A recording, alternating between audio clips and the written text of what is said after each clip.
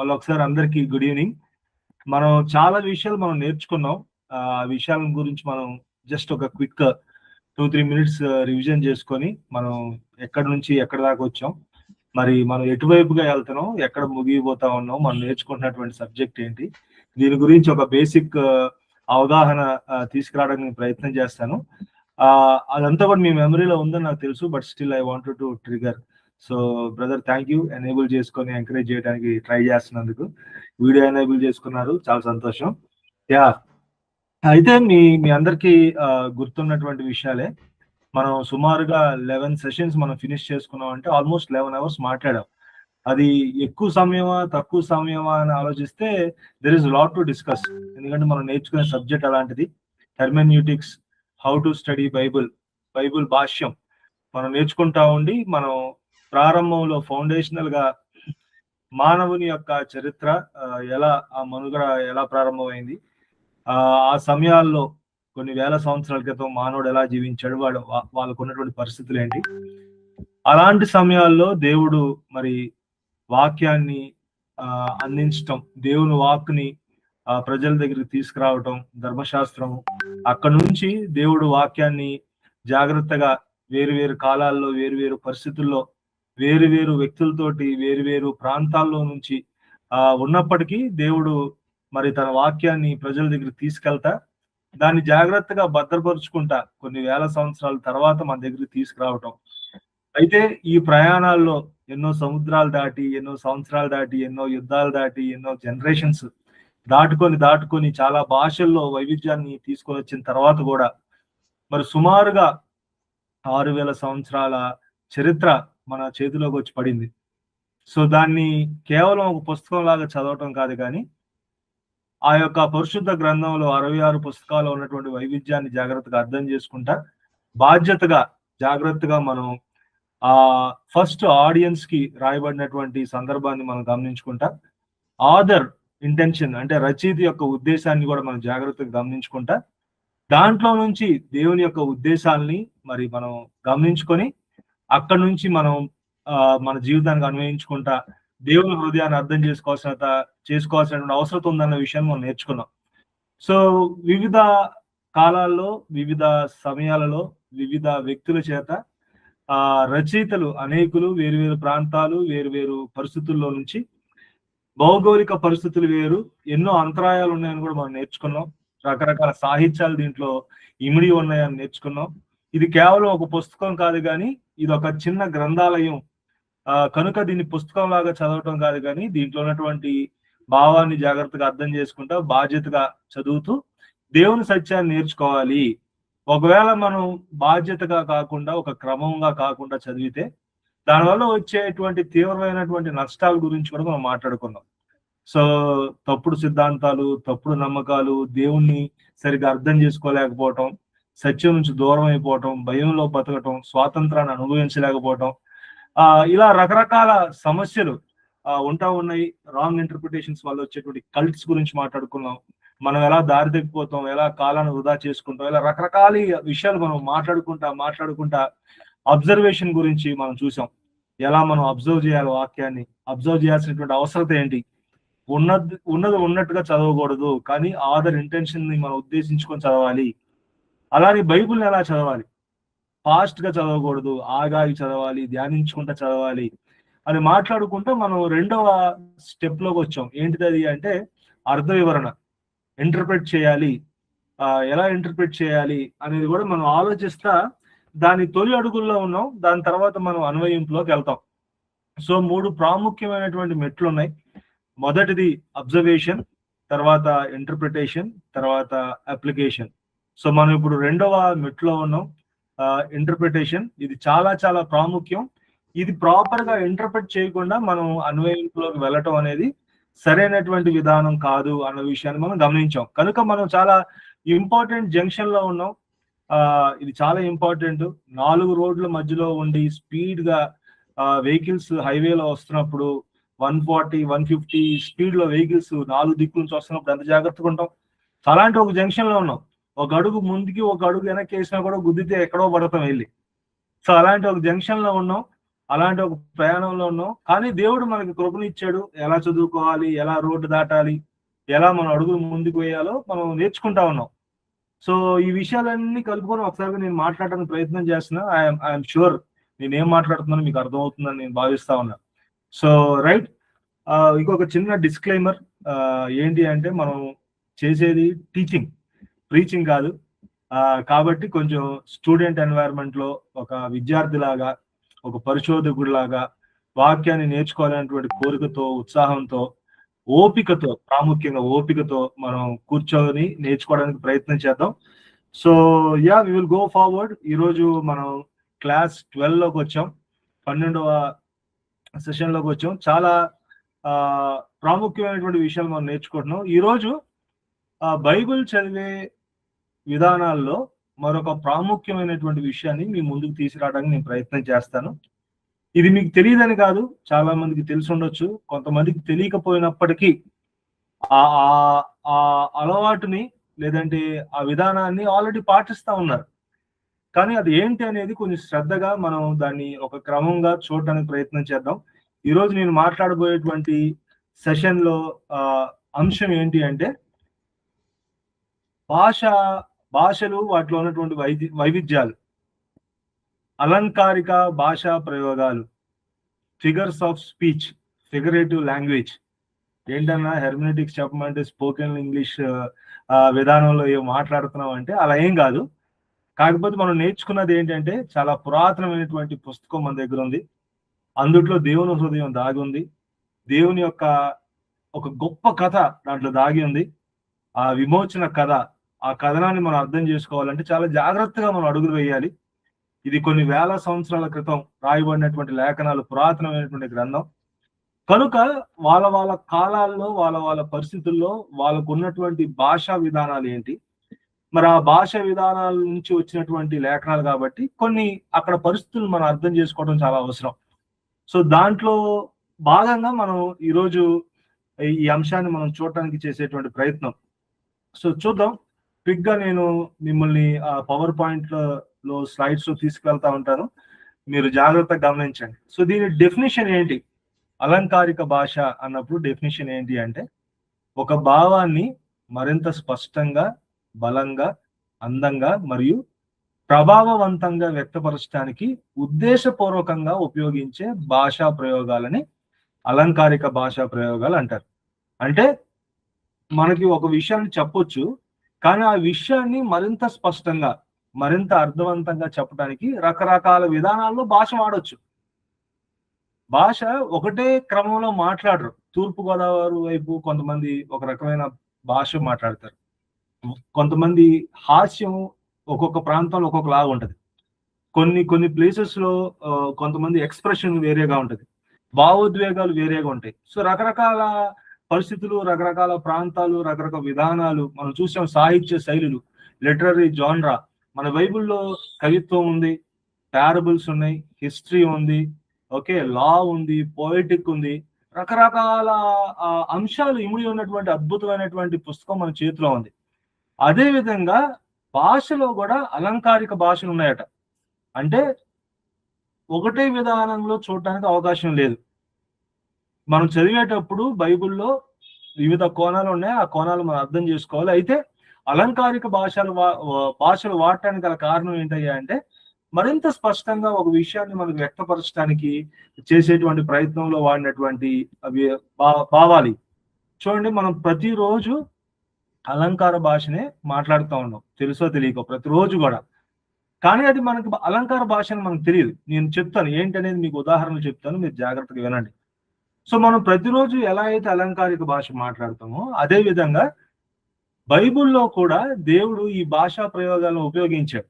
ఎందుకు? దేవుడు మనుషులతో మాట్లాడడానికి చేస్తున్నాడు ప్రయత్నం, దేవదూతలతో కాదు, లేదంటే ఎక్కడో ఉన్నటువంటి సృష్టితో కాదు. ఆయన ప్రజలతోటి, అనగా నీతో నాతో, మన వ్యక్తిగత జీవితాలతో ఆయన మాట్లాడి కొన్ని విషయాలు చెప్పడానికి చేసే ప్రయత్నం, చరిత్రని మనకి పరిచయం చేసేటువంటి ప్రయత్నం. కాబట్టి బైబిల్లో కూడా దేవుడు భాషా ప్రయోగాలు ఉపయోగించాడు. అది మనకు చాలా చాలా అవసరం అర్థం చేసుకోవటం.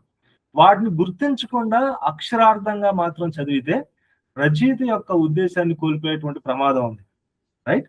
సో మనం ఏంటంటే ఒక తెలుగు భాషలాగా లేదంటే ఉన్న ప్రతి పదాన్ని కూడా చాలా అక్షరార్థంగా ఉన్నది ఉన్నట్టుగా మనం చదివితే అసలు నిజంగా ఆ రచయిత ఏం చెప్తున్నాడో ఆ విషయాన్ని మనం దాటి వెళ్ళిపోయేటువంటి ప్రమాదం ఉంది. అది దాటి వెళ్ళిపోయినప్పుడు జరిగేటువంటి సమస్య ఏంటయ్యా అంటే రచయిత యొక్క ఉద్దేశాన్ని మనం తారుమారు చేసేస్తాం.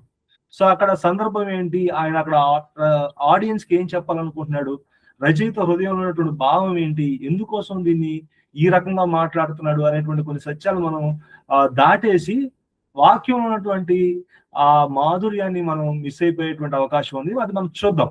చూడండి, ఈ మాటలు మనం ప్రతిరోజు మన రెగ్యులర్ లైఫ్ లో లేదంటే మనం రెగ్యులర్ గా మన ఇంట్లో, మన ఆఫీస్ లో, మన ఫ్రెండ్స్ తోటి మనం మాట్లాడేటువంటి కొన్ని మాటలు. వాడికి గుండె రాయిలాగా ఉందిరా, వాడు నోరు జారాడు, వాడి తలలో పురుగు ఉంది. ఈ 3 పదాలకి మీరు లిటరల్ గా ఒకసారి ఆలోచించండి. వాడి తలలో పురుగు ఉంది అన్నాం అనుకోండి, అంటే స్కార్పియన్ మూవీలో ఉన్నట్టుగా ఏదో స్కిన్ లో నుంచి ఇట్లా పురుగు వెళ్ళిపోతున్నట్టు తలలో ఏమైనా పురుగులు తిరుగుతా ఉంటాయా? కాదు. అక్కడ భావం వేరు. నేను ఏం చెప్తున్నానంటే, అరే రాజు బ్రదర్ గుండె రాయి లాంటిది అని అన్నాం అనుకోండి, ఒకవేళ ఆయన కట్ చేసి ఓపెన్ చేస్తే గుండె రాయిలాగా ఉంటుందా? మాంసం ముద్దే. కానీ నేనేమంటున్నానంటే ఆయన మొండువాడు లేదంటే ఆయన ధైర్యశాలి అని చెప్పడానికి నేను చేసే ప్రయత్నం. మీకు ఈ విషయాలు తెలియవని కాదు, కాదు నేను చెప్పేదా కాంటెక్స్చువల్ గా మీకు అర్థం కావాలని వివరిస్తా ఉన్నా. ఇంకొన్ని ట్రెండీగా మైండ్ బ్లాక్ అయ్యిందిరా, మైండ్ బ్లాక్ అయితే వాడు నడుస్తాడా? కింద పడిపడు, వాడికి మైండ్ బ్లాక్ అయితే చచ్చిపోతాడు, లేదంటే కోమలాగా వెళ్ళిపోతాడు. కానీ మనం ఏమంటామంటే, అరే వాడు వచ్చి సడన్ గా విషయం చెప్పే నా మైండ్ బ్లాక్ అయిందిరా. నేనే చెప్తాను నా మైండ్ ఎలా బ్లాక్ అవుతుంది అంటే, అక్కడ నేనేం మాట్లాడుతున్నా అంటే, నేను ఫీల్ అయినటువంటి ఒక ఉద్దేశాన్ని ఎదుటివాడికి స్పష్టంగా అర్థం అవ్వడానికి, నా ఎమోషన్ ని ఇంకా క్లారిటీగా చెప్పగలగడానికి నేను కొన్ని పదాలు వాడతాను. వాటిని అలంకారిక భాష అంటాం. అలాంటి అలంకారిక భాషలు పుట్టలు బైబిల్లో ఉన్నాయట. ఆ విషయాలను మనం కొంత పైపంచి చూడడానికి ప్రయత్నం చేద్దాం. ఎందుకంటే కేవలం అలంకారిక భాష దాని గురించినటువంటి పుస్తకాలే 500-600 పేజీల పుస్తకాలు ఉన్నాయి. సో మరి అవన్నీ మనం మాట్లాడలేం. కానీ ఇలాంటివి కొన్ని ఉన్నాయి అన్న విషయం మనకు అర్థం కావాలి. వాడు ఫుల్ ఫైర్ లో ఉన్నాడు రా అంటే ఆడేమో గోస్ట్ రైడరా? ఫైర్ లో ఉంటాకి అంటే ఉద్దేశం ఏంటంటే ఆడు కోపంలో ఉన్నాడు, నువ్వు నా ప్రాణం తీస్తున్నావు. ఈ మాటలు ఆకలితో కడుపులో ఎలుకలు పరిగెడుతున్నాయి, లిటరల్ గా ఎలుకలు పరిగెడతాయా? కాదు. మనం ఏం చెప్తున్నాం అంటే, నాకు ఆకలి అవుతుంది కాదు, ఆ రెగ్యులర్ గా అయ్యే స్థాయి దాటిపోయి తట్టుకోలేనంత ఆకలి అవుతుంది. సో నేను ఖచ్చితంగా ఏదో ఒకటి తినాలి అని చెప్పడానికి నేను అలా చెప్పలేక నేను ఏమంటున్నానంటే, ఆకలి వలన నా కడుపులో ఎలుకలు పరిగెడుతున్నాయి అంటే నేను కంట్రోల్ చేసుకోలేను అని చెప్పడానికి. సో నా ఇంటెన్షన్ ని కొంచెం మీకు క్లియర్ గా అర్థం కావడానికి నేను చెప్పే మాటలు అనమాట. ఆ వార్త అడవిలో మంటలా వ్యాపించింది, చెవుల్లో పూలు పెడతారా, గోడలకు చెవులు ఉంటాయి. లిటరల్ గా గోడలకు ఏం చెవులు ఉండవు. కాకపోతే ఏంటంటే మన ఉద్దేశాలు ఏంటో చెప్పడానికి మనం చేసేటువంటి ప్రయత్నం. సో అలానే బైబుల్లో కూడా వ్యక్తులతోటి, మనుషులతోటి మాట్లాడినటువంటి పుస్తకం కాబట్టి అలాంటి సహజమైనటువంటి భాషా విధానం, అలంకారిక భాషలు బైబుల్లో జల్లెడు పడితే వందలు దొరుకుతాయట. సో ఆ విషయాన్ని అసలు మనం మనసులోనే పెట్టుకోకుండా, అలాంటి ఒక అవగాహనే లేకుండా మనం బైబుల్ని ఉన్నది ఉన్నట్టుగా చదివితే, ఒకసారి మీరు గమనించండి, నా కడుపులో ఎలుకలు పరిగెడుతున్నాయి అని చెప్పాను. మీరు ఉన్నది ఉన్నట్టుగా ఒకసారి ఊహించుకోండి. ఊహించుకుంటేనే కష్టం. ఏంటి ఎలుకలు పరిగెడతాం ఏంటి, నా తలలో పురుగు తిరుగుతుంది అంటే దాన్ని ఉన్నది ఉన్నట్టుగా మనం చెప్తే నా ఉద్దేశం మీకు అసలు అర్థం కాదు ఎప్పటికీ. అరే అన్న నిజంగా ఆకలితో ఉన్నాడు, అరే బాబు బాగా ఆకలి అవుతుంది, ఆయనకి ఎట్లా కొట్లగా ఏదో ఒకటి ఫీడ్ చేయాలి, ఇలాంటి థాట్ ప్రాసెస్ రాదు. ఎలుకలు తిరగటం ఏంటి అని మనం రకరకాలుగా మాట్లాడతాం. అలానే బైబుల్లో ఉన్నటువంటి రచయితలు నానా విధాలలో, నానా సమయాలలో, రకరకాల పరిస్థితుల్లో వాళ్ళ భావోద్వేగాన్ని చెప్పడానికి, వాళ్ళ ఉద్దేశాన్ని చెప్పడానికి, వాళ్ళ మాటలు ప్రజలకు వ్యక్తపరచడానికి రకరకాల అలంకార భాషలు వాడారు. అలంకార భాషలు వాడారు అన్న విషయం మనకు తెలియాలి. ఇది ఫలానా అలంకార భాష అని మనం అర్థం చేసుకోగలిగితే ఆ ఆథర్ యొక్క ఇంటెన్సిటీ, ఆ భావం మనకు స్పష్టంగా అర్థమవుతుంది. లేదంటే మనం కేవలం ఒక పుస్తకం లాగా చదువుకుంటూ వెళ్ళిపోయి ఆథర్ యొక్క ఇంటెన్షన్ ని మనం మిస్ అయిపోతాం. ఇక్కడ చూడండి, దేవుడు సాధారణ మానవ భాష ద్వారానే తనను తాను ప్రత్యక్షపరుచుకున్నందున బైబిల్లో అనేక అలంకారిక భాషా ప్రయోగాలు కనిపిస్తాయి. దేవుని యొక్క గొప్పతనం చూడండి. దేవుని ఆత్మ చేత ప్రేరేపించబడి రాయబడినటువంటి ప్రతి వాక్యం కూడా దేవుడు తన స్థాయిని మనిషిని యొక్క స్థాయికి తగ్గించేసుకొని, మన స్థాయిలోకి వచ్చి మన రెగ్యులర్ గా మనం మాట్లాడేటువంటి భాష, అది వ్యంగ్యం కావచ్చు, హాస్యం కావచ్చు, భావోద్వేగం కావచ్చు, ఇవన్నీ కూడా మన స్థాయిలోకి వచ్చి దేవుడు భాషను మార్చి అటువంటి ఒక భాష చేత ప్రేరేపించబడి వ్యక్తులతో రాయించినటువంటి ఒక బైబుల్ మన చేతుల్లో ఉందన్న విషయాన్ని మీరు గమనించాలి. సో దాంట్లో బైబుల్ ఇంత వైవిధ్యమైనటువంటిది అన్న విషయం మనం గమనించాలి. సో మీకు చాలా ఆసక్తికరమైన విషయం ఏంటంటే, ఈడబ్ల్యూ బుల్లింగర్ అనేటువంటి ఒక ఆథరు, చాలా గొప్ప వ్యక్తి.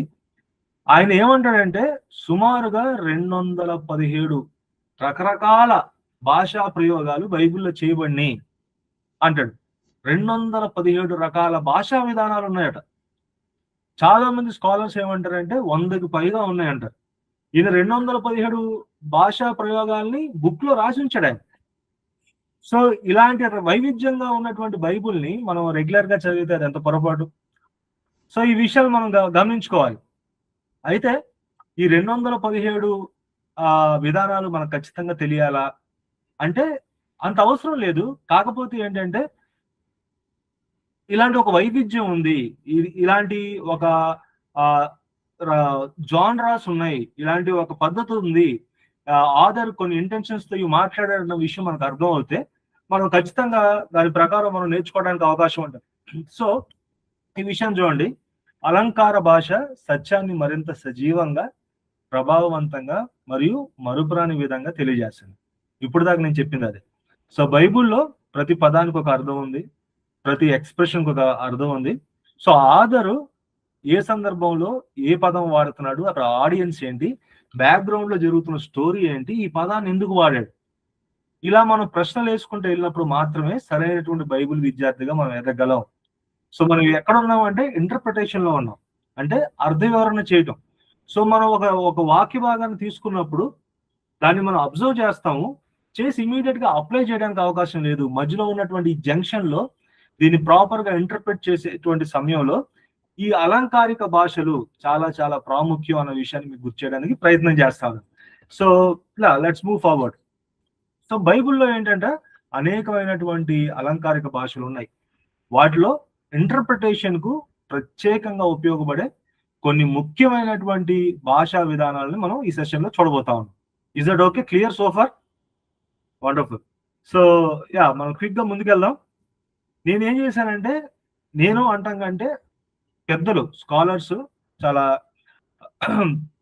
వాళ్ళు సమరైజ్ చేసి అట్లీస్ట్ ఒక 12 అలంకారిక భాషల మీద అవగాహన ఉండటం చాలా చాలా అవసరం అని చెప్పి వాళ్ళు కేటాయించినటువంటి 12 అలంకారిక భాషలు. సో వీటిని అన్నిటినీ నేను మాట్లాడిన కానీ సమయం ఉన్నంత వరకు కొన్ని మాట్లాడతాను. కాకపోతే మీకు ఈ స్లైడ్ ఇస్తాను, మీరు ఖచ్చితంగా ఎక్సర్సైజ్ చేసుకోవచ్చు. ఇది ఎలా మనకు ఉపయోగపడుతుంది, దీన్ని ఎలా అర్థం చేసుకోవాలనేది మనం ఇప్పుడు చూద్దాం. సో 12 అలంకారిక భాషల్లో మొట్టమొదటిగా మనం చూసేది ఏంటంటే యాంథ్రోపోమర్ఫిజం అన్నప్పుడు ఏంటంటే మానవ లక్షణారోపణ. ఇలాంటి ఒక అలంకారిక భాష బైబుల్ మొత్తం కనబడుతూ ఉంటుందట. ఏంటి అంటే, దేవునికి మానవునికి సంబంధించినటువంటి శరీర భాగాలు, చర్యలు లేదా లక్షణాలను ఆపాదించి మనకు అర్థమయ్యేటువంటి మానవ భాషలో దేవుని కార్యాన్ని లేదా స్వభావాన్ని తెలియజేయటం. మానవ లక్షణ ఆరోపణ అంటే ఏంటంటే చాలా సింపుల్ గా దేవాది దేవుడికి మానవుని యొక్క లక్షణాలు ఆపాదించి దేవుణ్ణి పరిచయం చేయడానికి చేసేటువంటి ఒక ప్రయత్నాన్ని మానవ లక్షణారోపణ అన్నారు. ఇది ఒక అలంకారిక భాష. ఇది అలంకారిక భాష. ఈ విషయాన్ని గమనించండి. ఎందుకంటే అలంకారిక భాషని అలంకారిక భాషలానే చూడాలి, లిటరల్ గా తీసుకుంటే ప్రమాదం. సో చూద్దాం, కొన్ని రిఫరెన్సెస్ చూస్తానికి ప్రయత్నం చేద్దాం. ఈ రిఫరెన్సెస్ చూడండి, ఇవన్నీ ఏంటంటే బైబిల్లో ఉన్నటువంటి ఉదాహరణలు. మొట్టమొదటిది దేవుని చెయ్యి, యెషయా గ్రంథం 59వ అధ్యాయం 1వ వచనంలో యెహోవా హస్తము రక్షింపలేనంత కురచ కాలేదు. దేవుడు కన్నులు అనేటువంటి ఒక మాట, యెహోవా కన్నులు లోకమంతటా సంచరించున్నాయి అన్నటువంటి ఒక రెఫరెన్స్ మనందరికి తెలిసినటువంటి మాటలే. యెహోవా కన్నులు నీతిమంతుల మీదను, ఆయన చెవులు వారి మొరకు. తర్వాత దేవుని యొక్క చేతులు చాచిన బాహువుతోను మిమ్మల్ని విడిపించను, నిర్గమాకాండంలో. ఇవన్నీ ఏంటంటే దేవునికి చెయ్యి ఉంది, దేవునికి కళ్ళు ఉన్నాయి, దేవునికి చెవులు ఉన్నాయి, దేవునికి చేతులు ఉన్నాయి లేదంటే భుజాలు ఉన్నాయి అని చెప్పడానికి చేసేటువంటి ప్రయత్నమా, లేదంటే రాసినటువంటి రచయితకి వేరే ఉద్దేశం ఏమైనా ఉందా? ఈ విషయాలు మనం గమనించుకోవాలి. ఎందుకంటే దేవుని చెయ్యి అన్నవన్న మనం దేవుడిని అలా చూడటానికి అవకాశం లేదు. ఎందుకంటే దేవుడు ఆత్మస్వరూపి. కానీ ఇక్కడ ఏంటి, బైబిల్లో పరిశుద్ధ లేఖనాల్లో దేవునికి చెయ్యి ఉంది, దేవునికి కళ్ళు ఉన్నాయి, దేవునికి చెవులు ఉన్నాయి అన్నట్టుగా చూపిస్తా ఉంది అన్నప్పుడు మనం చూస్తే ఇక్కడ మనకు స్పష్టంగా అర్థమయ్యేది ఏంటంటే అలంకారిక భాష. మనకి మానవులకి లేదంటే రీడర్స్ కి, అక్కడ ఉన్నటువంటి ప్రజలకి, ఆడియన్స్ కి అర్థం అవ్వటానికి ఆధారు మనిషి యొక్క స్థాయికి లేదంటే మనిషికి అర్థమయ్యేటువంటి ఒక స్థితికి దేవుణ్ణి పరిచయం చేయటం. సో దీన్ని మనం ఆంథ్రోమార్ఫిజం అన్నాం. సో ఆ విషయాన్ని మీరు గమనించాలి. కొంచెం ముందుకెళ్దాం.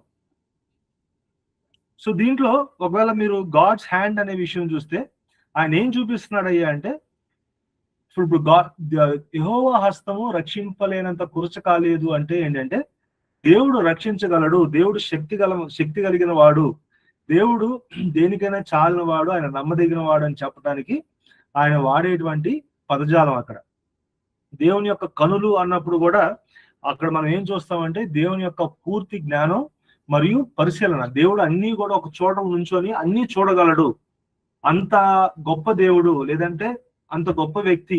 ఆయన అన్ని ఆయన కంట్రోల్లో ఉన్నాయి, ఆయన ఆధీనంలో ఉన్నాయి. నువ్వు సముద్రంలో సముద్రం కిందకి వెళ్ళినా, ఆకాశం పైకి వెళ్ళినా, నువ్వు ఎక్కడ కూడా దేవుడి సన్నిధిలోంచి దూరం అయ్యేటువంటి పరిస్థితి లేదు, అన్ని చూసేటువంటి దేవుడు అని చెప్పేటువంటి ఒక విధానం. నీకు అర్థమవుతుందా సోఫార్? సో మనం ఏంటంటే ఈ పదాలను లిటరల్ గా తీసుకుంటే మనకు గొప్ప ప్రమాదం. ఎందుకంటే ఇలాంటి లిటరల్ గా తీసుకొని కొన్ని బొమ్మలు గీసుకొని ఇంట్లో పెట్టుకొని వాటిని ఆరాధించేటువంటి విధానాలు మన తెలుగు స్టేట్స్ లో చాలా ఉన్నాయి.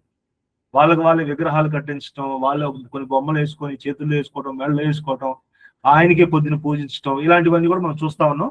ఇది రచయిత యొక్క ఉద్దేశానికి విరుద్ధమైనటువంటి విధానం అని. ఇంకొకటి ఏం చేస్తారంటే దీంట్లోనే ఆంథ్రోపోఫథియా, ఈ పదాలు ఉచ్చరించడం కూడా కష్టంగా ఉన్నాయి. అయితే ఇవేంటంటే దేవుని యొక్క మానవ భావోద్వేగాలని భాషగా ఉపయోగించటం. అంటే దేవుడికి మానవుని యొక్క ఎక్స్ప్రెషన్స్ ని పెట్టి చూపించడానికి కూడా దాదాపుగా అదే అన్నారు. మనకి ఇప్పుడు టెర్మినాలజీ ఇంపార్టెంట్ కాదు, కానీ ఇలాంటి ఒక భాషా ప్రయోగం బైబిల్లో ఉందన్న సత్యం మనకి ఇంపార్టెంట్. ఆ విషయాన్ని మీరు గమనించండి. అరే ఈ పదాలు కష్టంగా ఉన్నాయి, ఇవన్నీ మనం గుర్తు చేసుకోలేము, అస్సలు అవసరంలా. ఇప్పుడు నేను చేసే ఒక ప్రయత్నం ఏంటంటే మీకు ఒక అవగాహన తీసుకురావడానికి. తెలిసిన వాళ్ళకి సంతోషం, తెలియని వాళ్ళకి అట్లీస్ట్ ఓహో బైబిల్ ఇంత వైవిధ్యమైనదా, బైబిల్లో ఉన్నటువంటి పదాలని మనం లిటరల్ గా తీసుకోవడానికి అవకాశం లేదు, ఆదర్ ఏ భావంతో మాట్లాడడం మనం గమనించాలి. ఈ విషయాలు చూడటానికి God is angry, God is grieving, లేదంటే గాడ్ లవ్స్, గాడ్ హేట్స్, ఇవన్నీ మాట్లాడుతున్నప్పుడు ఏంటంటే దేవుడు కోపంగా ఉన్నాడు అన్నప్పుడు మనం మనిషి యొక్క కోపంతో దాన్ని సరిచూసుకొని మనం ఆ ఒక అంచనాకు రాకూడదు. ఎందుకంటే దేవుని కోపం న్యాయమైనది, పరిశుద్ధమైనది. మన కోపం ఏంటంటే పరిస్థితులను బట్టి మారుతూ ఉంటది. వాడు నాకు మంచిగా ఉంటే అన్యాయం అయినా కూడా నేను ప్రేమిస్తాను. ఒకవేళ ఎదుటి వాడు మంచి పని చేసినా కూడా నాకు నచ్చకపోతే నేను వాళ్ళ మీద కోపడతాను. కాబట్టి గాడ్ ఈజ్ యాంగ్రీ అన్నప్పుడు మానవుని యొక్క కోపంతో దాన్ని సరిచూడకూడదు. కింద నేను రాసి చూసారా, దేవుని కోపం, ప్రేమ, ద్వేషం నిజమైనది, కానీ అవి మనుషుల కోపం, ప్రేమ, ద్వేషం లాగా పరిమితమైనవి లేదా పాపపూరితమైనవి కాదు. స్క్రిప్చర్ వాటిని మనకు అర్థమయ్యే మానవ భాషలో తెలియజేయడానికి మాత్రమే ఈ పదాలు వాడారు. సో ఈ పదాలు వాడుతున్నప్పుడు, దేవుని గురించి మాట్లాడుతున్నప్పుడు మనం వీటిని చాలా జాగ్రత్తగా గమనించుకోవాలన్న విషయం మీకు చెప్తా ఉన్నాను. మానవ లక్షణారోపణ, మానవునికి సంబంధించిన శరీర భాగాలు, చర్యలు లేదా లక్షణాలను ఆపాదించడం దేవుడికి, అది ఒక అలంకారిక భాషే కానీ దాన్ని మనం లిటరల్ గా తీసుకోవడానికి అవకాశం లేదు అన్న విషయాన్ని మీకు గుర్తు చేయడానికి నేను ఇష్టపడతా ఉన్నాను. సో క్విక్ గా కొంచెం ముందుకెళ్దాం. ఇంకొకటి రెండోది ఇదేంటంటే అపోస్త్రోపే అన్నారు. అంటే ఏంటంటే నేరుగా సంబోధించటం, లేని వారిని, వస్తువులను సంబోధించటం. ఇది చాలా జాగ్రత్తగా మనం గమనించాలి. ఒక వస్తువుని లేదా లేని వ్యక్తిని మన ముందున్న వ్యక్తిలా భావించి నేరుగా మాట్లాడటం. ఇలాంటి ఒక అలంకారిక భాష ఉంది అన్న విషయం కూడా మనకు తెలియకపోతే మనకు అర్థమైనటువంటి ఒక అవగాహన నుంచి వాక్యాన్ని అర్థం చేసుకుంటాం. దానివల్ల ప్రమాదాలు ఉన్నాయి, అవి కూడా మీకు చూపిస్తాను. సో చూద్దాం బిబ్లికల్ ఎగ్జాంపుల్స్. మనం ఒకవేళ చూస్తే ఏమన్నా మీరు అక్కడ జాగ్రత్త చూడండి. మరణమా నీ విజయం ఎక్కడ, మరణమా నీ ముళ్ళు ఎక్కడ. ఏం మాట్లాడుతున్నాను చూడండి. ఒక వస్తువుని లేదా లేని వ్యక్తిని మనం ముందున్న వ్యక్తిలా భావించి నేరుగా మాట్లాడటం. ఆయన మరణంతో మాట్లాడుతున్నాడా? కింద చూడండి. యెరూషలేమా ప్రవక్తలను చంపుచు నీ యొద్దకు పంపబడిన వారిని రాళ్లతో కొట్టుచు ఉన్నదానా. ఆయన ఎవరితో మాట్లాడుతున్నాడు? యెరూషలేం అనేటువంటి ఒక వ్యక్తి ఏదైనా ఉందా? యెరూషలేం అనేటువంటి ఒక వస్తువు ఏమైనా ఉందా? కాదు. యెరూషలేంలో ఉన్నటువంటి ప్రజలందరిని ఉద్దేశించి మాట్లాడుతున్నటువంటి భాషా విధానం అది. మరణమా అన్నప్పుడు మరణాన్ని చూసి దేవుని యొక్క శక్తిని వ్యక్తపరచడానికి అక్కడ ఆధార్ చెప్తున్నటువంటి మాటలు. కింద కూడా కొరజీనా నీకు శ్రమ, బెత్సయిదా నీకు శ్రమ. అక్కడ కూడా ఏంటంటే అక్కడ ప్రజలను ఉద్దేశించి వాళ్ళ జీవిత విధానాన్ని బట్టి అక్కడ ఒక హెచ్చరికలాగా చెప్తున్నటువంటి భాషా విధానం అది. 4వదిగా యెహోవా మాట్లాడుచున్నాడు, ఆకాశమా వినుము, భూమి చెవియొగ్గుము. ఆకాశానికి భూమికి చెవులు ఉంటాయా? ఉండవు. ఇదంతా ఏంటంటే ఒక అలంకారిక భాష. ఇది మనం జనరల్ గా చదువుకుంటూ వెళ్ళిపోతాం, కానీ దీన్ని జాగ్రత్తగా ఆగి ఇలాంటి పదాలు వాడటానికి ఒక భావం ఉంది. ఆధర్ ఏదో చెప్పడానికి ప్రయత్నం చేస్తున్నాడు, అక్కడ ప్రజలకి ఏదో కన్వే చేస్తున్నాడు అని చెప్పి మనం ఆగి దీన్ని ఆలోచించగలిగితే దానిలో ఉన్నటువంటి నిజమైనటువంటి ఉద్దేశం మనం అర్థం చేసుకోగలుగుతాం. లేదంటే మనం చాలా ప్రాబ్లం అయిపోతుంది. మనం జనరల్ టెక్స్ట్ లాగా చదువుకుంటూ వెళ్ళిపోతాం. So yeah we will go forward. ఇది మూడోది ఈఫమిజం, మృదుకరణ లేదంటే మృదువుగా చెప్పటం.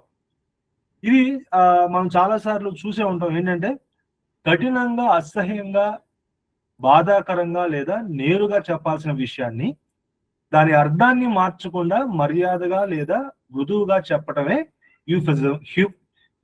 యూఫెమిజం అనేటువంటి పదం. సో మనం తెలుగులో చూస్తే మృదువుగా చెప్పటం. ఇది కూడా ఒక అలంకారిక భాష. ఈ శైలి కూడా మనకు బైబిల్ మొత్తంలో చాలా చోట్ల కనబడతా ఉంటుంది. దాని ఎగ్జాంపుల్స్ కూడా మనం చూద్దాం. మృదువుగా ఏ విషయాల గురించి చెప్తాము అంటే ఇది చూడండి. ముఖ్యంగా ఉన్నటువంటి ఒక పదం ఏంటంటే నిద్రించుట. లాజరు గురించి యేసుప్రభువు వారు మాట్లాడేటప్పుడు మన స్నేహితుడైన లాజరు నిద్రించున్నాడు, నేను వెళ్ళి అతన్ని నిద్ర లేపుదును అంటే ఏం మాట్లాడుతున్నాడు అక్కడ? కొంతమంది ఏమన్నారంటే దేవుడు కాబట్టి విశ్వాసంలో ఆయన అలాంటి పదాలు మాట్లాడాడు, మనం కూడా ఎవరైనా మరణిస్తే మరణించడానికి కాదు నిద్రిస్తున్నాడు అనేటువంటి విశ్వాసంతో మనం వెళ్ళి మాట్లాడి ప్రార్థించాలి అన్నారు. అలా కాదు. ఇదేంటంటే ఒక అలంకారిక భాష. అలంకారిక భాష అంటే ఏంటి? ఇప్పుడు మనం ఏం చూసామంటే కఠినంగా, బాధాకరంగా, నేరుగా చెప్పాల్సిన విషయాన్ని ఇతరులు బాధపడే విధంగా కాకుండా, వాళ్ళు నొచ్చుకునే విధంగా కాకుండా మర్యాదగా, మృదువుగా చెప్పటం. చూసారా?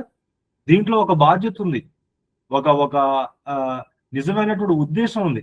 యేసు ప్రభు వారు ఏంటంటే వాళ్ళతో మాట్లాడేటప్పుడు వాళ్ళు నొచ్చుకోకూడదని చెప్పి మర్యాదగా ఆయన మాట్లాడినటువంటి మాటలు.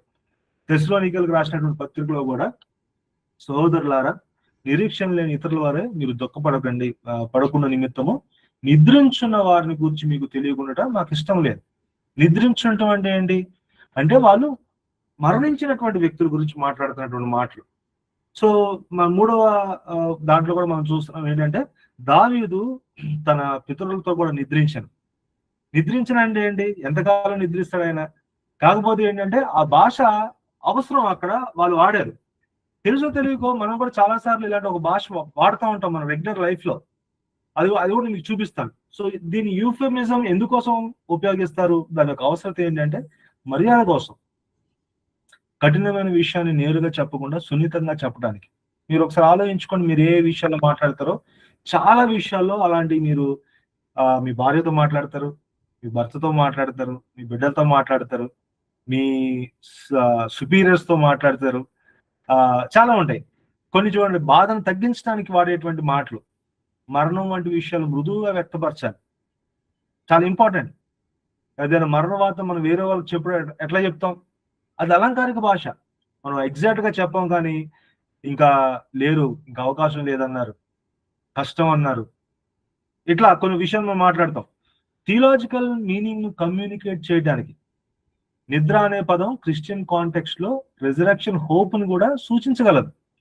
నిద్రిస్తున్నాం అంటే ఏంటి అంటే మనం దేవుడికి దగ్గరికి ఇంకొక అడుగులోనే ఉన్నాం, ఒక అడుగు దూరంలోనే ఉన్నాం అనేటువంటి ఒక క్రిస్టియన్ హోప్ ని తీసుకురావడానికి కూడా మనం దీన్ని వాడవచ్చు అన్న విషయం. ఇది చూడండి, మనం రోజు వారి జీవితంలో ఉపయోగించేటువంటి యూఫమిజమ్స్. వృద్ధుడు అన్నప్పుడు మనం ముసలోడు అనం. యాక్చువల్గా కొంచెం గౌరవంగా మాట్లాడాలంటే వయసు పైబడిన వారి ఇంట్లో ఉన్నారు, సీనియర్ సిటిజన్స్ అని ఎందుకు అంటున్నాం? ఎందుకు అంటే మనం ముసలోళ్ళు అంటే కరెక్ట్ విధానం కాదు. మనం వాళ్ళని గౌరవించాలి, వాళ్ళని మనం బాధ పెట్టకూడదు, మర్యాదగా మాట్లాడాలి. పేదవాడు ఏమంటారు ప్రజలు, చదువుకున్న వాళ్ళు ఏమంటారంటే ఆర్థికంగా వెనకబడిన కుటుంబం, వాళ్ళు ఆర్థికంగా సరైన స్థితిలో లేరు. లావుగా ఉన్నాడు అని అంటాం మనం, కొంచెం బరువు ఎక్కువగా ఉన్నాడు, లేదంటే కొంచెం బబ్లీగా ఉన్నాడు మీ అబ్బాయి. లావుగా ఉన్నాడు అనొచ్చు, కానీ కొంచెం చక్కగా ఉన్నాడు అంటాం, ఏమనాలి తెలియక. ఒకవేళ ఎవరైనా ఫెయిల్ అయ్యారు అనుకోండి, మనం ఏమంటాం, మా వాడు ఆశించిన ఫలితం రాలేదు, కష్టపడ్డాడు కానీ వాడు అనుకున్న విషయం జరగలేదు అంటాం. మనిషి పక్కన ఉన్నప్పుడు అప్పు తీర్చలేకపోతున్నాడు, ఆర్థిక ఇబ్బందుల్లో ఉన్నాడు, వీడు అప్పులు పాలైపోయాడు రా అనకూడదు. అలానే బైబిల్లో కూడా ఉన్నటువంటి సంస్కృతి, ఒక భాషా విధానం, మర్యాదగా మాట్లాడే విధానం, ఇతరులు కఠిన పడకుండా మాట్లాడే విధానం, ఆదరు ఎందుకోసం ఇట్లా రాస్తున్నాడు అన్నది మనం అర్థం చేసుకున్నప్పుడు ఈ విషయాలన్నీ కూడా మనకు అర్థమవుతాయి. సో ఇలాంటి పదజాలం, ఇలాంటి ఒక శైలి బైబిల్ అంతా కూడా మనకు కనబడుతుంది. నిద్రిస్తున్నాడు అన్నదాన్ని మనం ఒక లిటరల్ గా తీసుకుంటే ప్రాబ్లం. సో బైబిల్లో కొన్నిసార్లు కఠినంగా కూడా మాట్లాడతారు, అది కూడా మనం అర్థం చేసుకోవాలి. నెక్స్ట్ చూడండి, హైపర్బోలే. ఇది మనకి చాలా చాలా ఇంపార్టెంట్. హైపర్బోలే అంటే ఏంటంటే అతిశయోక్తి, ఎగ్జాగరేషన్ అంటాం కదా ఇంగ్లీష్ లో. అంటే యాక్చువల్ గా ఉన్నదాన్ని మించి చెప్పడం. అరే ఏంట్రా నువ్వు సినిమా హీరో లాగా ఉన్నావు, హైపర్బోలే. ఇలాంటి పదజాలం బైబిల్లో ఉంది. కొన్ని సందర్భాల్లో ఆధారు అవసరాన్ని బట్టి రాశాడు. ఎందుకోసం రాశాడని మనం చూద్దాం. ఒక విషయాన్ని అక్షరార్థంగా కాకుండా దాని తీవ్రతను లేదా ప్రాముఖ్యతను బలంగా చూపించడానికి ఉద్దేశపూర్వకంగా ఎక్కువ చెప్పటం హైపర్బోలే. ఇక్కడ చూడండి, మీకు రెండు ఫొటోస్ పెట్టా. Her smile was a mile wide. అంటే తను నవ్వుతే అంట చాలా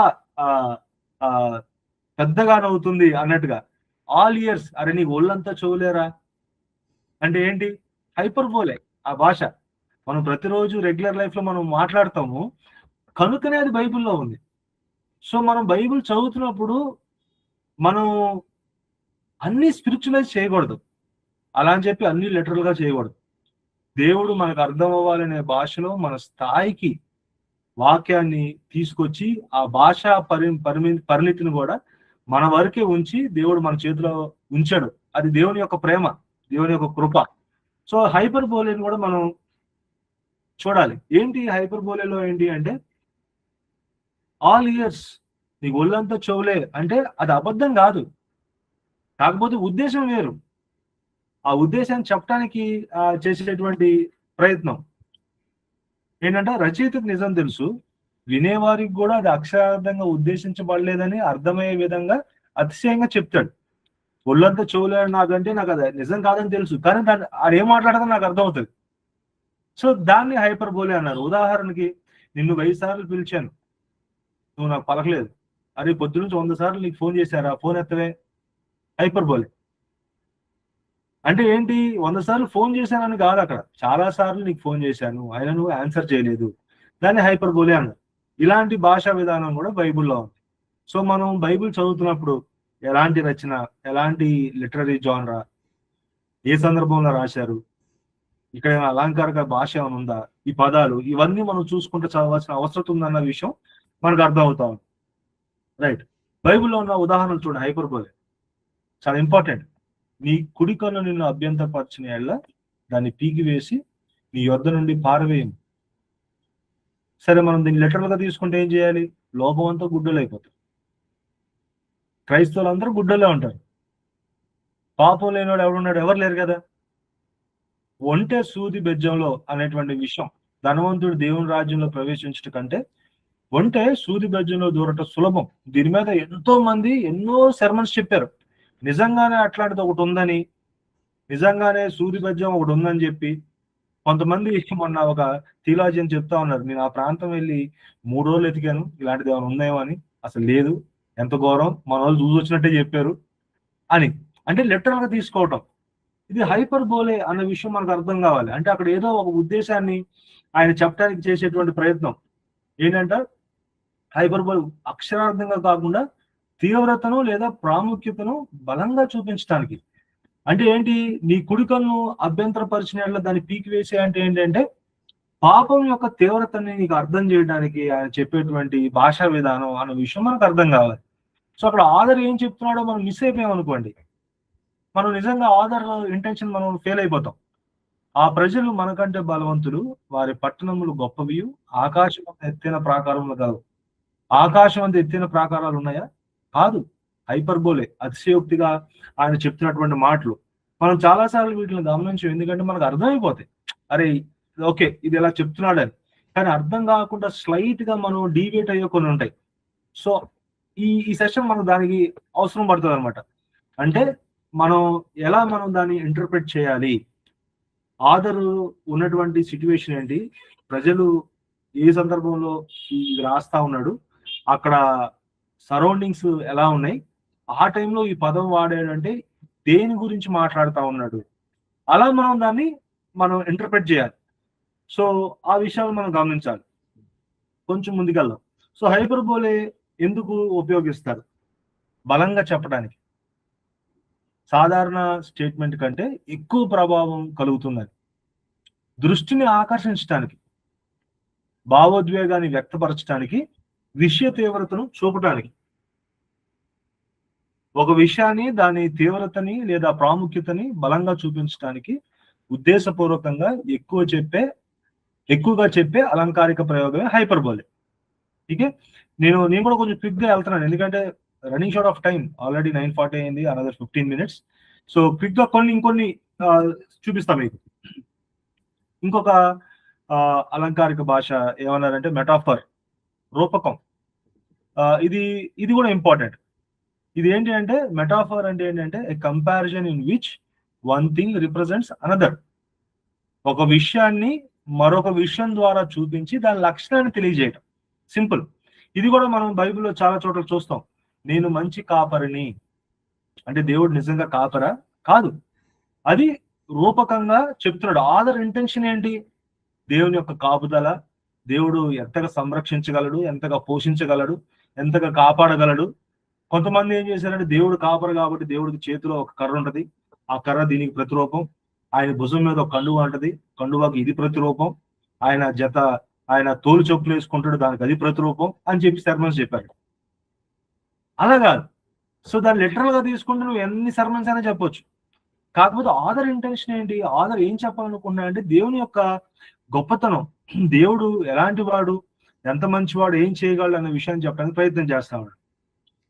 నేను లోకానికి వెలుగును, లేదంటే మీరు లోకానికి ఉప్పై ఉన్నారు, యెహోవా నా కాపరి. ఈ పదాలన్నీ కూడా మనం చూసినప్పుడు మనం గమనించాల్సింది ఏంటంటే ఆదర్ యొక్క ఇంటెన్షన్. నేను లోకానికి వెలుగు అన్నప్పుడు ఏంటంటే ఆ వెలుగు చేసేటువంటి విధానం ఏంటి, ఆ వెలుగు వల్ల కలిగేటువంటి అవుట్పుట్ ఏంటి, లేదంటే దాని నుంచి వచ్చేటువంటి ఒక సైడ్ ఎఫెక్ట్స్ ఏంటి. లోకానికి వెలుగుగా మనం ఉంటే, లోకానికి ఉప్పుగా మనం ఉంటే ఏమవుతుంది అంటే చీకటిని తొలగిస్తుందట. వెలుగుగా మనం ఉంటే చీకటిని తొలగిస్తుంది, దారి చూపుతుంది, మనం నడవటానికి కూడా సహాయపడుతుంది. ఆయన వాక్యం పాదాలకి ఎలాంటిదట, light to our feet. So ఈ విషయాలు మనం అర్థం చేసుకోవాలి. లోకానికి ఉప్పు అన్నప్పుడు ఏం మాట్లాడుతున్నాడు ఆయన, అది కూడా మనం ఆ భావాన్ని అర్థం చేసుకోవడం చాలా చాలా ఇంపార్టెంట్. సో దీన్ని ఏమన్నారంటే మెటాఫర్ అన్నారు. ఇంకొంచెం ముందుకెళ్దాం. ఈ మెటాఫర్ లో ముఖ్యమైనటువంటి విషయం ఏంటంటే ఒక సత్యాన్ని మరొక చిత్రంతో చూపించటం. ఓకే, మీరు లోకానికి ఉప్పు అయి ఉన్నారు, మీరు ఉప్పుతో పాటుగా మన విషయాన్ని చెప్పటం, ఒక సత్యాన్ని మరొక చిత్రంతో చూపించటం. రూపకంలోని ప్రతి అంశాన్ని కాకుండా రచయిత ఉద్దేశించిన ప్రధాన పోలికను గుర్తించాలి. మన పని ఏంటంటే రచయిత ఉద్దేశం ఏంటో మనం ఆ భాష ద్వారా దానిలోంచి మనం ఆ సారాన్ని తీయగలగాలి. అది ఒక బాధ్యత కలిగినటువంటి రీడర్ గా, హెర్మెనెటిక్ స్టూడెంట్ గా మన బాధ్యత. సో ఒక విషయాన్ని మరొక విషయం అని నేరుగా చెప్పి వాటి మధ్య ఒక పోలిక లేదా లక్షణాన్ని బలంగా తెలియజేయటమే మెటాఫర్. ఓకే. సో నా ఉద్దేశం కూడా ఏంటంటే మీకు ఇలాంటి ఒక భాషా విధానం, ఒక భాషా శైలి, ఇలాంటి కొన్ని అలంకారిక భాషలు ఉన్నాయి, సుమారుగా 200 పైన అలంకారిక భాషలు ఉన్నాయి అన్నప్పుడు మనం ఎంత జాగ్రత్తగా చదవాలి బైబిల్, ఆ విషయాన్ని గమనించండి. సిమిలి ఇదేంటంటే పోలిక. వలె, లాగా, వంటి, మాదిరిగా ఇలాంటి పదాలను ఉపయోగించి రెండు విషయాల మధ్య పోలికని స్పష్టంగా చూపించటం. ఓకే. అంటే నన్ను వేరే వాళ్ళతో పోల్చి మాట్లాడటం. ఫర్ ఎగ్జాంపుల్ కీర్తనలు చూడండి, 1వ అధ్యాయం 3వ వచనంలో ఆ కాలమందు తన ఫలమిచ్చు చెట్టు వలె ఉండును. మనకు తెలిసినటువంటి వాక్యవాదాలే. కుమ్మరి పాత్రను పగలగొట్టినట్లు వారిని పగలగొట్టిదవు. భక్తిహీనులు అట్లా కాక గాలికి ఎగిరిపోయే పొట్టు వలె ఉన్నారు.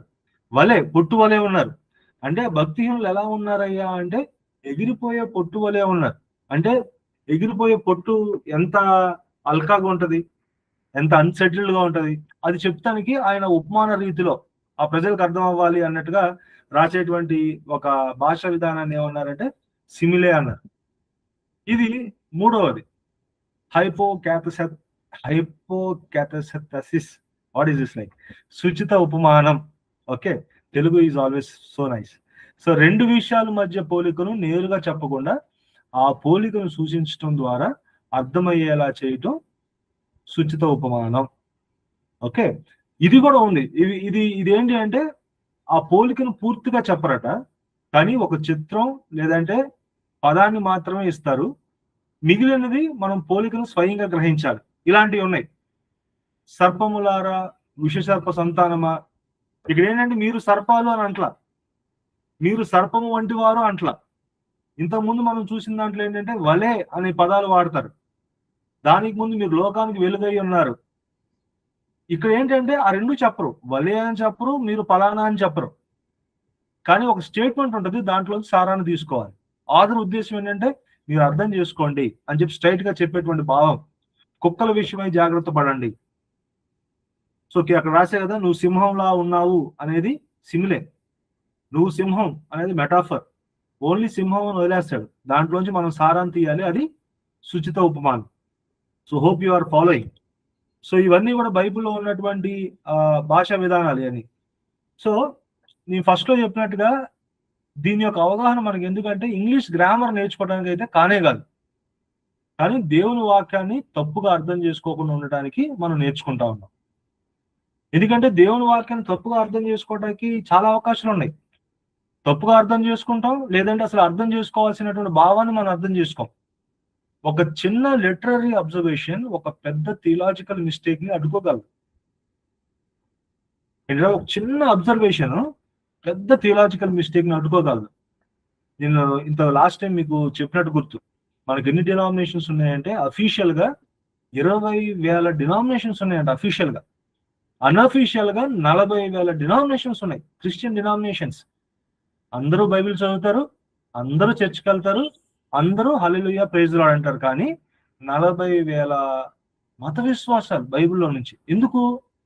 చిన్న చిన్న అబ్జర్వేషన్స్ ని చేయకపోవటం, సరిగ్గా బైబిల్ యొక్క ఉద్దేశాన్ని అర్థం చేసుకోకపోవటం, ఆధర్ ఇంటెన్షన్ తెలియకపోవటం, బైబిల్ని ఎలా చదవాలో నేర్చుకోకపోవటం. కనుక ఇప్పుడు మనం ఈ అలంకారిక భాష వల్ల కూడా మనం దారి తప్పిపోయే అవకాశాలు ఉన్నాయి. కాబట్టి చిన్న అబ్జర్వేషన్ పెద్ద థియలాజికల్ మిస్టేక్ ని ఆపగలదు, మన భవిష్యత్తును మార్చగలదు, మన సమయాన్ని కాపాడగలదు, దేవుని ఉద్దేశం స్పష్టంగా అర్థమయ్యేలాగా మనం చేయగలదు. ఫిగర్స్ ఆఫ్ స్పీచ్ తెలుసుకోవడం వల్ల మనకి ఎక్కువ బైబిల్ నాలెడ్జ్ రావటం కాదు, కానీ మనం ఇప్పటికే చదువుతున్న బైబిల్ని తప్పుగా అర్థం చేసుకోకుండా ఉండటానికి ఇది మనకు ఒక సేఫ్టీ టూల్. ఇలాంటి ఒక భాషా ప్రయోగం, ఇలాంటి ఒక అలంకారిక భాషా విధానం, ఇలాంటి ఒక సరళి బైబిల్లో ఉంది అని మనకు తెలిసినప్పుడు మనం దాన్ని అర్థం చేసుకుంటా చదువుతాం అన్న విషయాన్ని మీకు చెప్పడానికి ట్రై చేస్తా ఉన్నా.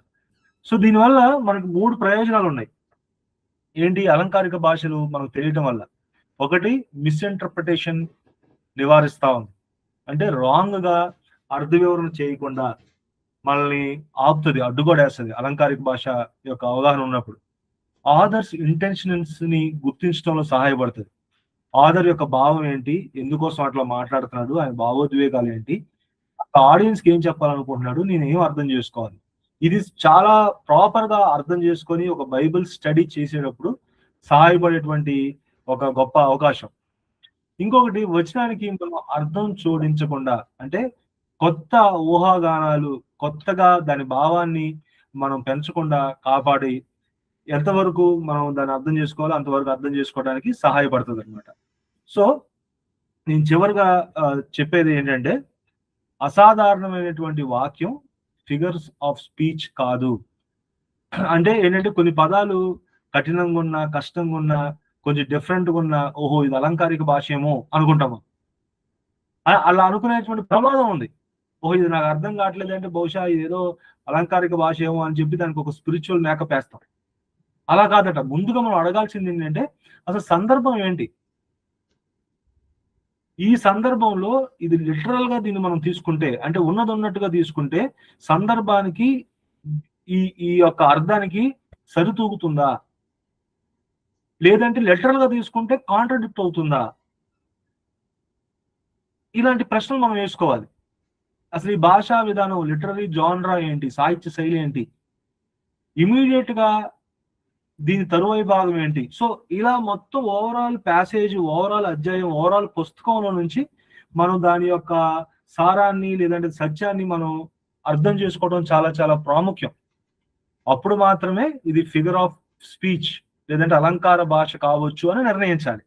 సో కఠినంగా ఉంది, అసాధారణంగా ఉంది, ఏదో కొత్తగా ఉంది, బహుశా ఇది అలంకారిక భాష ఏమో అని చెప్పి మనం త్వరపడి వెళ్ళకూడదు. కానీ కంప్లీట్ గా ఉన్నటువంటి ఆ కాంటెక్స్ట్ ని మనం అర్థం చేసుకుంటా చదవాలి. ఇది బైబిల్లో కనిపించిన ప్రతిదాన్ని స్పిరిచువలైజ్ చేయటం అనే మరో ప్రమాదం నుంచి కూడా కాపాడుతుంది. ఎందుకంటే ముందు చెప్పాను కదా, గొర్రెల కాపర్ అంటే ఏంటి, కొబ్బరి నూనె అంటే ఏంటి, అభిషేకం అనే పదం ఏంటి, ఎగిరిపోవటం అంటే ఏంటి, దిగి రావటం అంటే ఏంటి, పదాలన్నింటినీ కూడా మనం స్పిరిచువలైజ్ చేసేటువంటి ప్రమాదం ఉంది అలంకారిక భాష అనేటువంటి సత్యం తెలియనప్పుడు. సో కనుక మనకి ఈ విషయాలు చాలా ప్రాముఖ్యం. నేను ఒక 4-5 విషయాలు చెప్పాను. 212 అధికారికంగా అలంకారిక భాషలు ఉన్నాయట. నేను 12 మీ ముందుకు తీసుకొచ్చాను కానీ, బట్ మీకు ఒక ట్రిగరింగ్ పాయింట్ లాగా ఇలాంటి ఒక భాషా విధానం, ఇలాంటి ఒక భాషా శైలి, ఇలాంటి అలంకారిక భాషలు బైబిల్ నిండా పుట్టలు తిప్పులుగా ఉన్నాయి.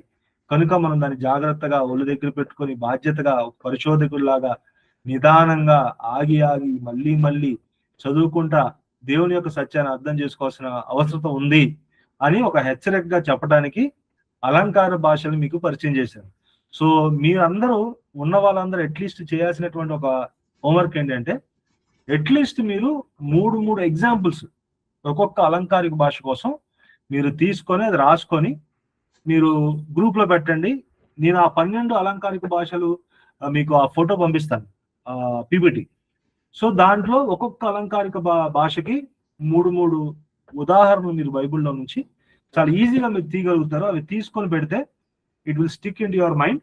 సో తద్వారా మనం చక్కగా ఆథర్ యొక్క ఇంటెన్షన్ అర్థం చేసుకుంటా దేవుని వాక్యాన్ని జాగ్రత్తగా చదివేటువంటి చక్కటి విద్యార్థులుగా మనం ఎదుగుతాం. దేవుడి మాటలు దీవించును గాక. Thank you so much.